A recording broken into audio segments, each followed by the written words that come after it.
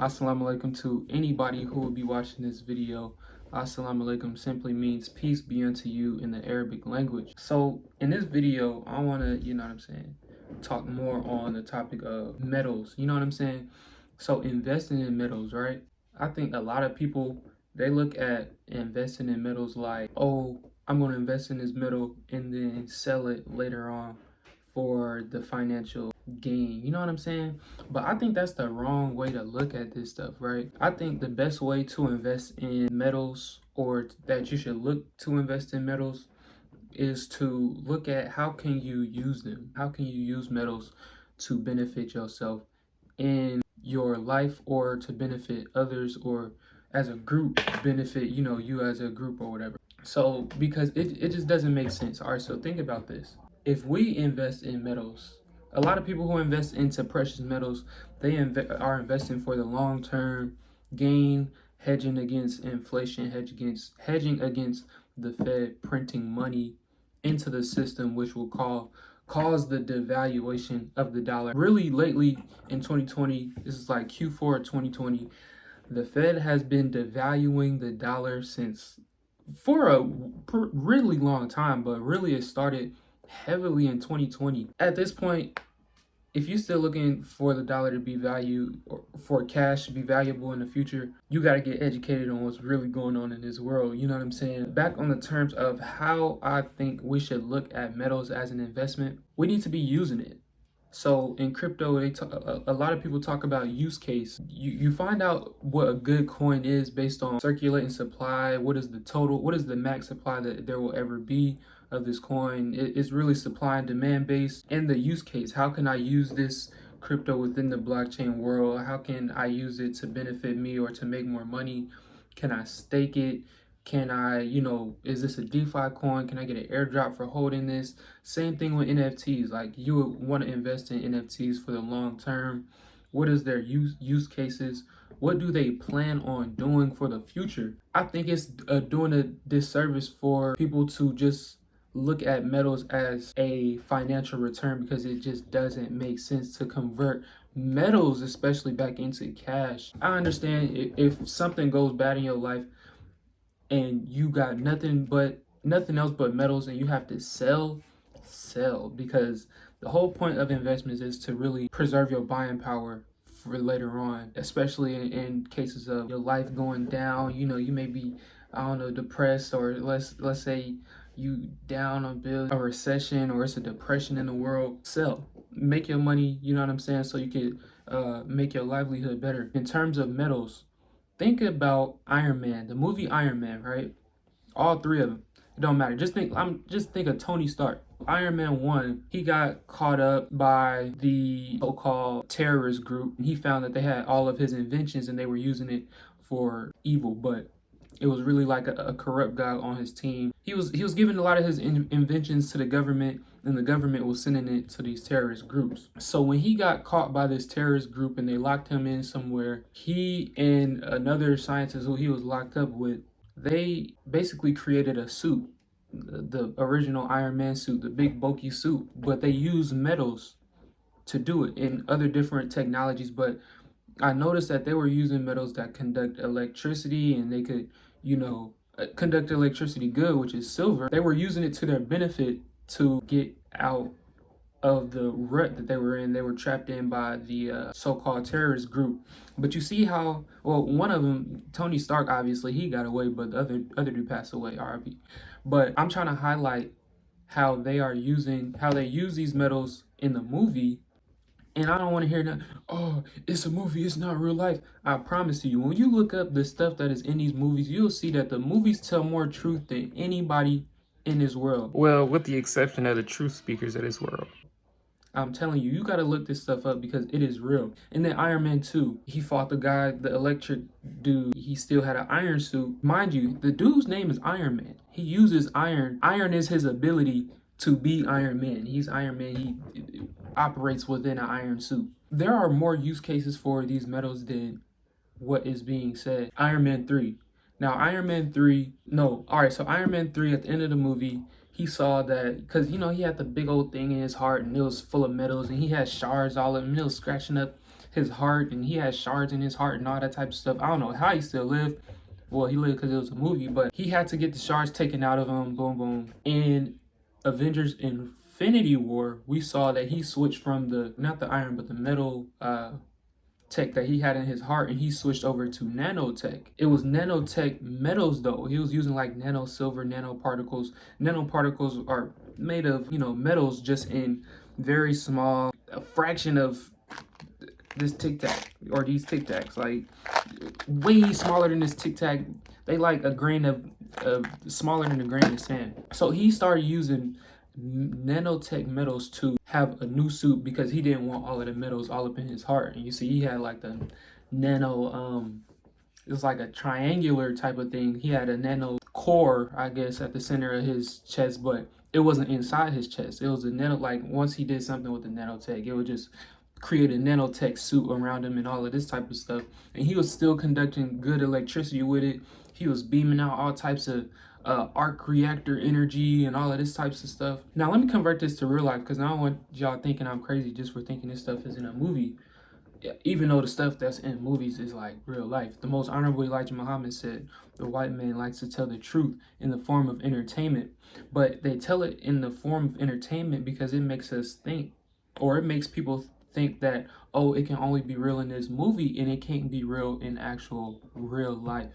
You know what I'm saying? I know this stuff is real life. So here I have a article from the Silver Institute.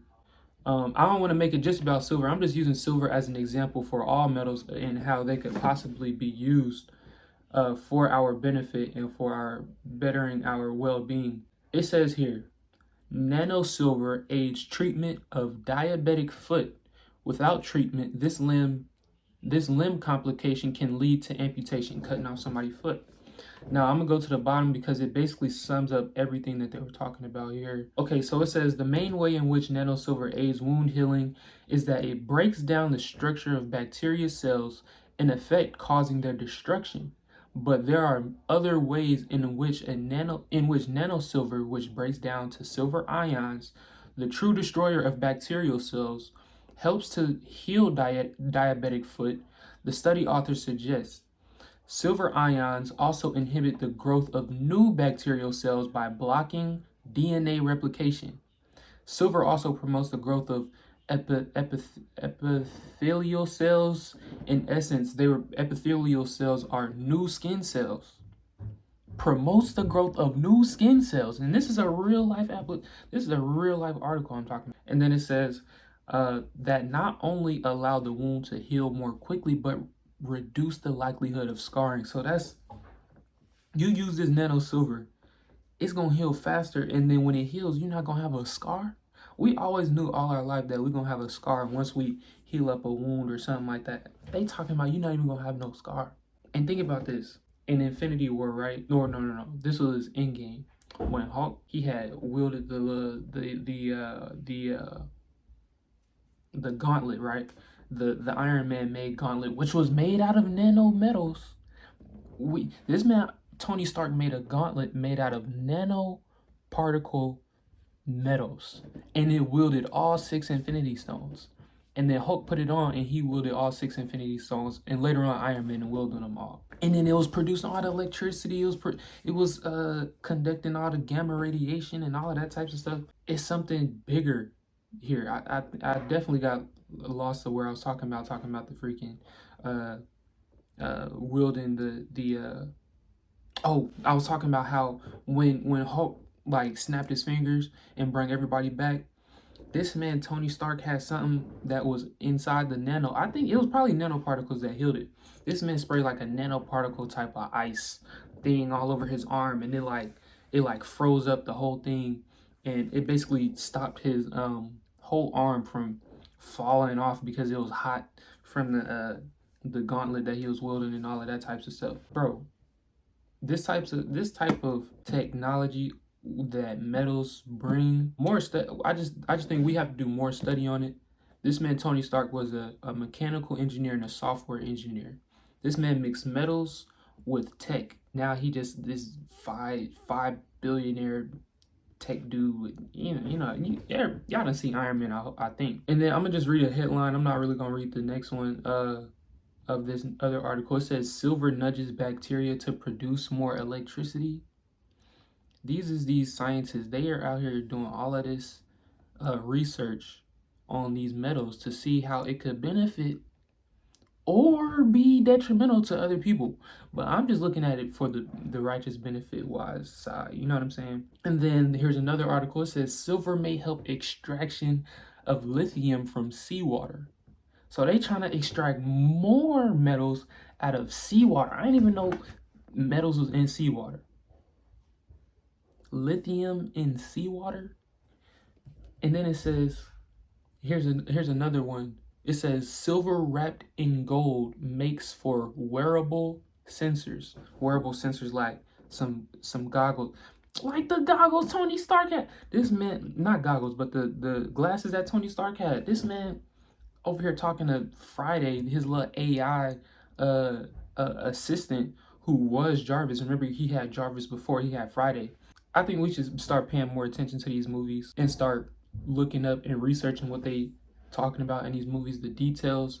Pay attention to the details and what they talking about, because it's a lot of life-changing stuff in here that we should, I feel like, I know I'm going to be studying and I'm going to be looking at growing, and I know for a fact, since I have interest in this, I'm going to have to become I'm going to have to study mechanical engineering, material science,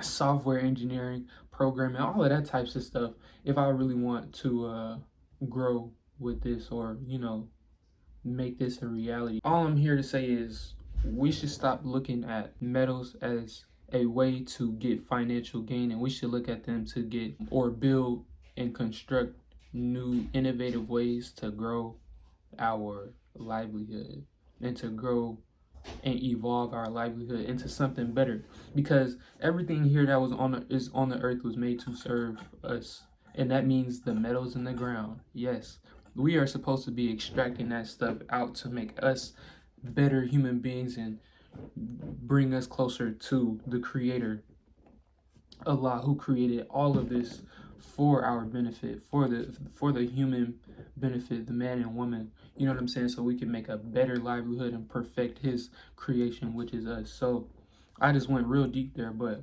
yeah, make sure y'all follow me on Instagram, make sure y'all follow me on TikTok. It's probably gonna be somewhere on the screen, my Instagram and TikTok, and follow me on Minds, the decentralized social media that you get paid out in crypto. I think y'all should start taking a look at that too. Minds.com. Link in the description if you want to get $10 worth of free Bitcoin when you invest $100 using Coinbase. You can also earn 12% annual percentage yield in a savings account using a Vault savings account. Make sure y'all subscribe, like this video if you are new to the channel, and all of that. And I will catch y'all in another video. Assalamu alaikum, wa alaikum salam. That's what you say back. So, all right, I'm out of here.